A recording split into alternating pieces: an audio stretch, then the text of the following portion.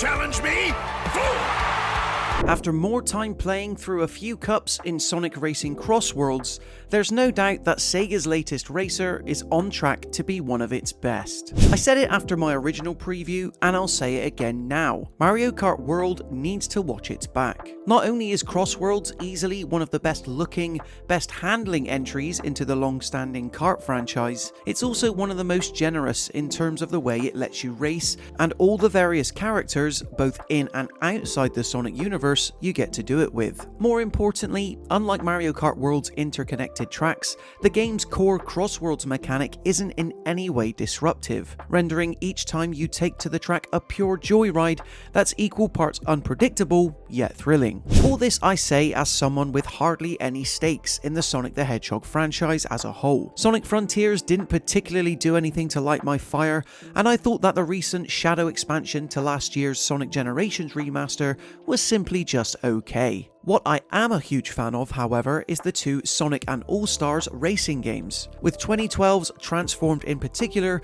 doing a lot to prove the value and fun Sega can squeeze out of a Sonic the Hedgehog racing game. That's why, after spending upwards of 3 hours now playing CrossWorlds, I'm pleased to report that the essence of All-Stars very much lives on here, and then some.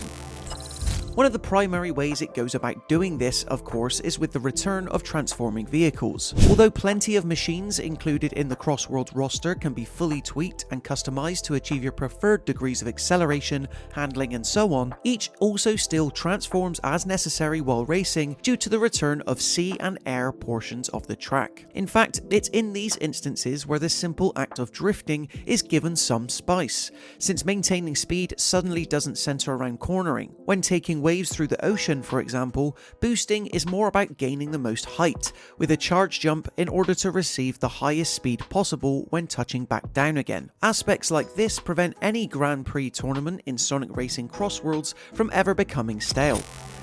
A sentiment made all the more evident thanks to the simple but genius rival system. You see, prior to selecting one of the 7 cups, you'll be allocated a specific rival from the racing roster, primed to taunt you both before, during, and after a race. At its core, it means having an NPC simply barking at you whenever they pass by on track.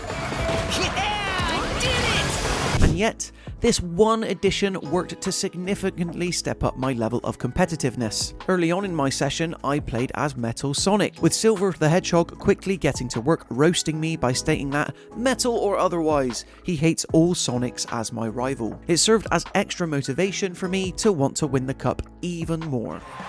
But no Sonic is going to beat me today, metal or otherwise.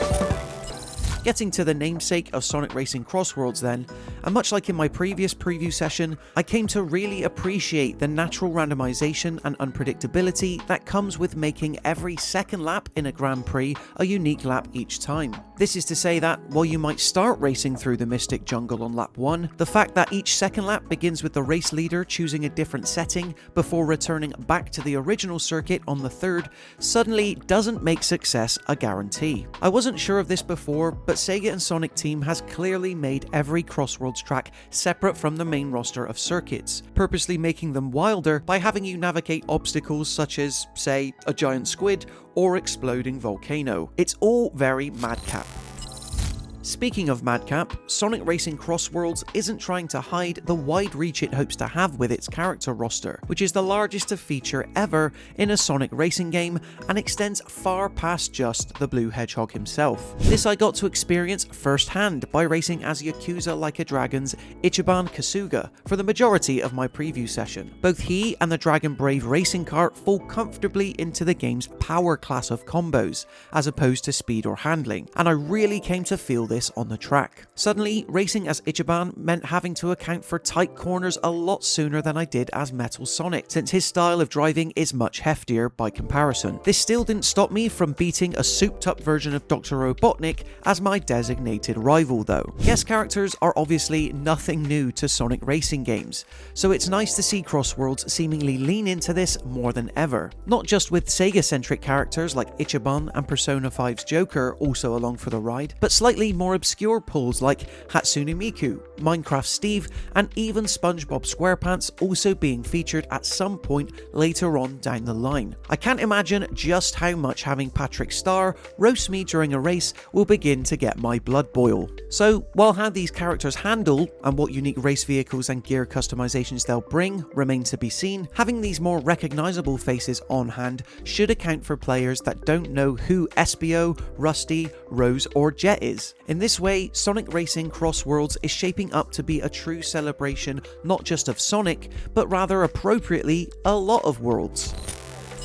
After being disappointed by Mario Kart World's insistence on muddling the consistency of its own courses earlier this year, the stage is set for Sonic Racing CrossWorlds to seize this opportunity and claim the 2025 kart racing crown. So far, from what I've played anyway, its emphasis on personalization, customization and variety seems to indicate that this is very much the case. Do you plan on picking up Sonic Racing CrossWorlds? Be sure to let me know in the comment section below. Then why not subscribe to the All Out Gaming YouTube channel to stay up to date with even more videos like this.